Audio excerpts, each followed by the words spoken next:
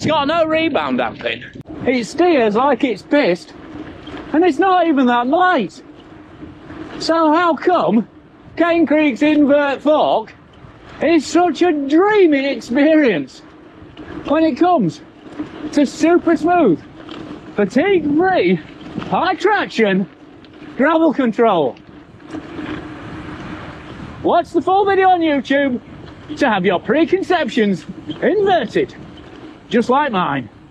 Hey up, my name's Guy Kestevan, the Testaman, and this is my initial review on Cane Creek's invert gravel fork. So, obviously called the invert, not because of its social habits, but because it's an upside down fork. And that's not a unique thing. They've been around since the very early days of mountain bike suspension. Mountain cycle suspenders, Alson inversion fork, Rocky BAM, Maverick. Oh, the dreaded RS1 from RockShox as well. Don't forget that bad boy. Currently doing duty as a toilet roll holder in my downstairs room. As well as obviously all the motocross style triple crown forks. And the idea with flipping it upside down is that all those lubricating oils and the good stuff that keeps it smooth all sit right on top of the seals. So it's permanently lubricated and super smooth. And also, it's fair to say, the aesthetics are a big part of this upside down appeal, especially on a fork being used for gravel, where it's going to be replacing a slim rigid fork blade. And this invert is certainly a really good looking clean fork. But the problem with every inverted fork design is trying to keep those two free range fork tips together and keep the axle tracking with any degree of control and accuracy. And brands have tried all sorts of different ways. The downhill boys have gone to big bolted 20mm setups. Maverick used a 27mm fork axle. RockShox had its predictive steering. And frankly, all of them were rubbish.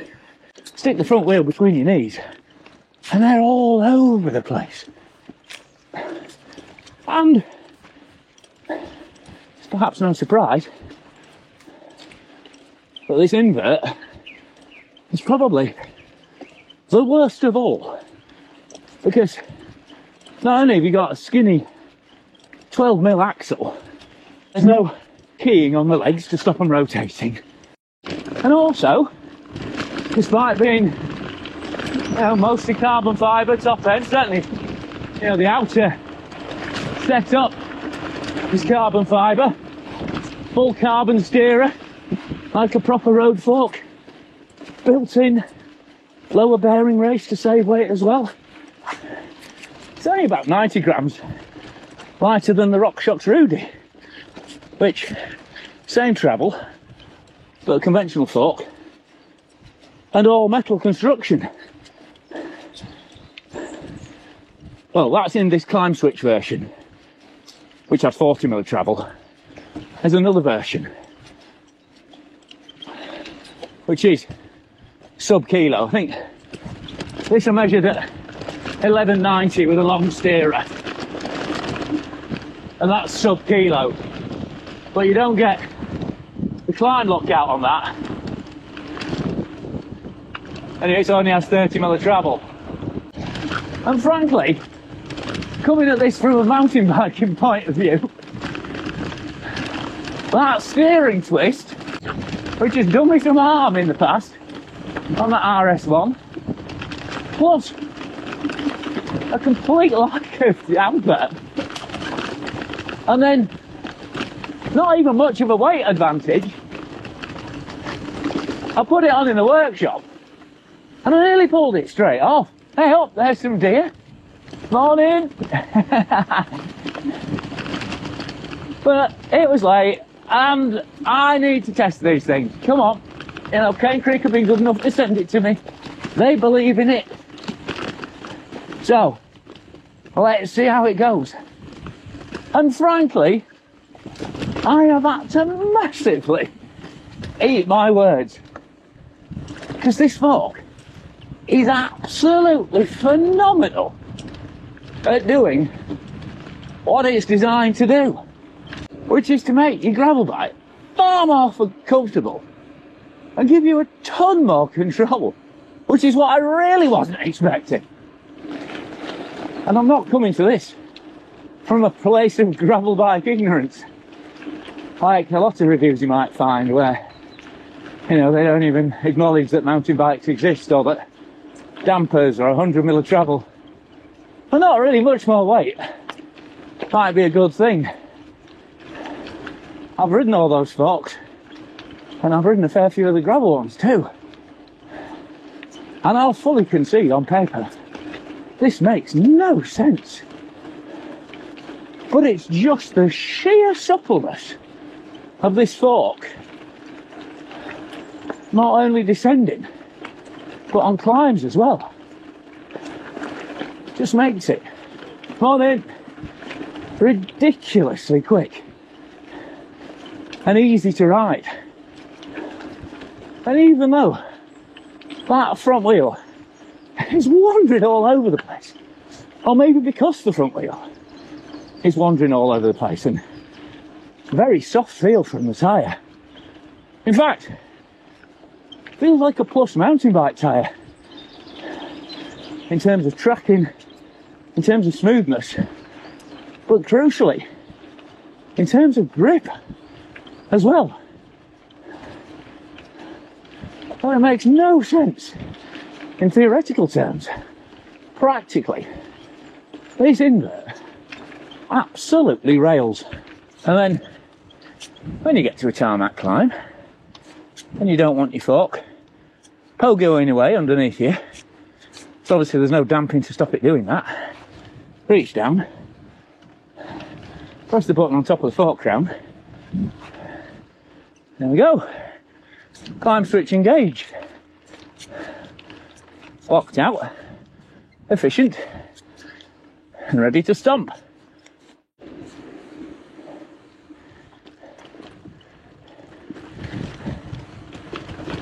And obviously now we are getting to the situations where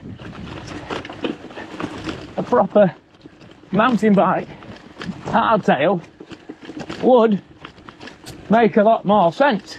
But not everyone wants a hardtail or can afford a new bike. They just want to extend what their current gravel bike is capable of, and ideally not disturb its handling too much and not disturb its aesthetics either. And that's where this invert really does excel. I mean, I'm not saying it doesn't have its limitations.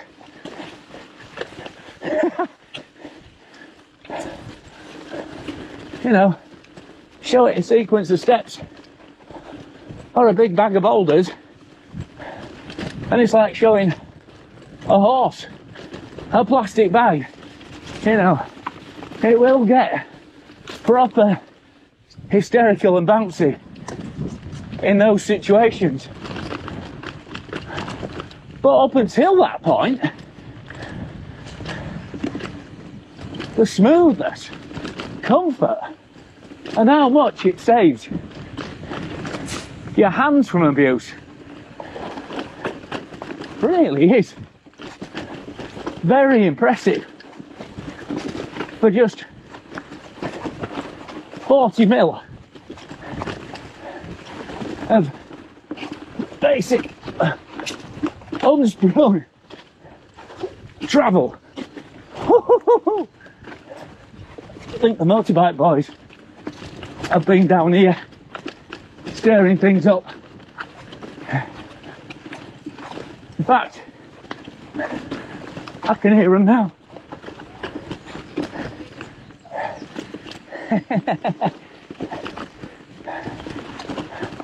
And that was a proper... Oh, hey, up, love. You alright? No worries. You know, and I'm certainly not saying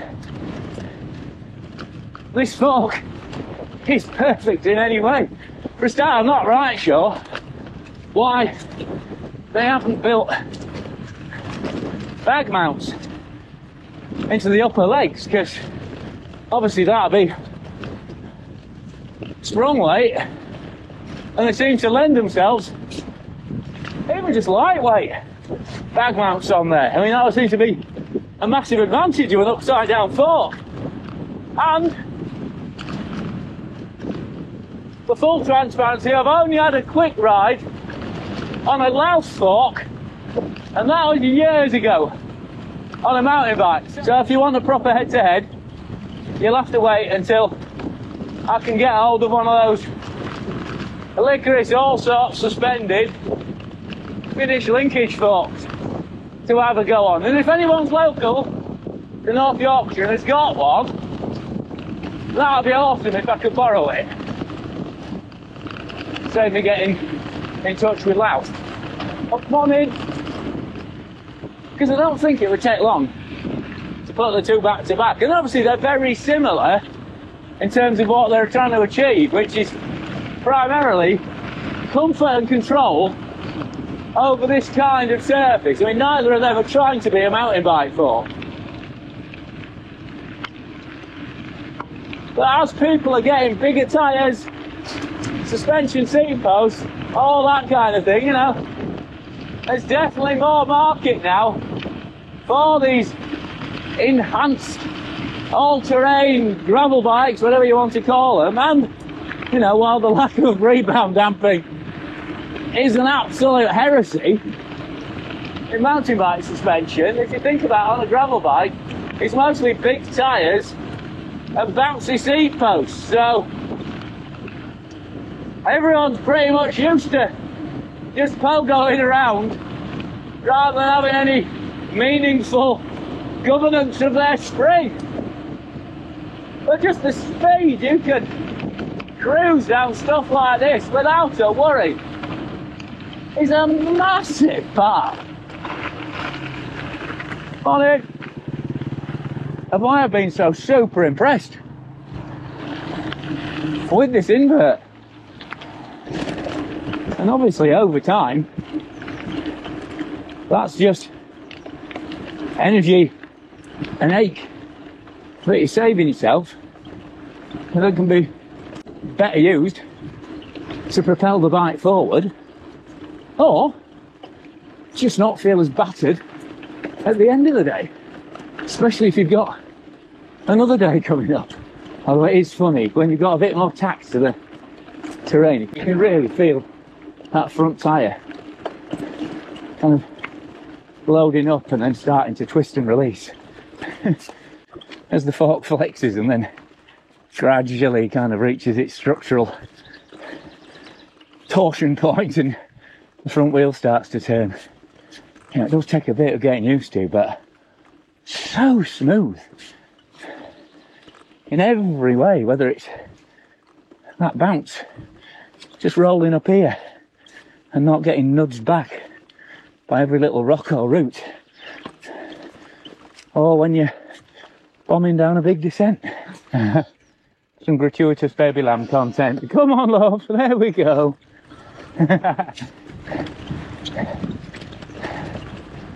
Spring is sprung, and so is this Cane Creek fork. How do, everyone?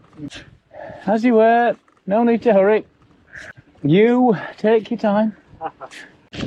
And again, this lumpy, bumpy bridleway stuff, this is where it really comes into its own. Even if it does slap off the top and bottom occasionally, like there. In between, it's a dream. But there we go, Cane Creek invert fork. A really sleek looking, including that blind end axle, that's a nice touch. A really sleek looking, gravel specific fork that frankly, in suspension terms, is an absolute string of disasters. It steers like it's pissed, it's got no rebound damping, and in this format it's not even that light. However, when it matters, when you're out on the gravel, this thing is just, I mean, it's every buttery, silky, fluid, super smooth cliche you could possibly throw at a fork. And in terms of comfort, traction and control, it really has inverted my initial impressions. Right again, lad? The lads. It's the lads from Timble Tumble. So, I'm going to keep doing what it does best, which is riding further and faster for as long as I can, till Cane Creek take it back. Because right now, I don't want to give it back. And that alone says a lot, considering I didn't even want to ride it after I first installed it. So, that's my chat on the Cane Creek invert. Subscribe, click for notifications, give us a like, which is all free, but makes a big difference. Morning. And if you really like what I'm doing here on Guy Kes TV, then throw us a few quid on the monthly, buy a Patreon, because that really does make a difference to keeping me chatting on about bike bits on camera. But thanks for watching. Let me know what you think in the comments, and see you on the trail soon.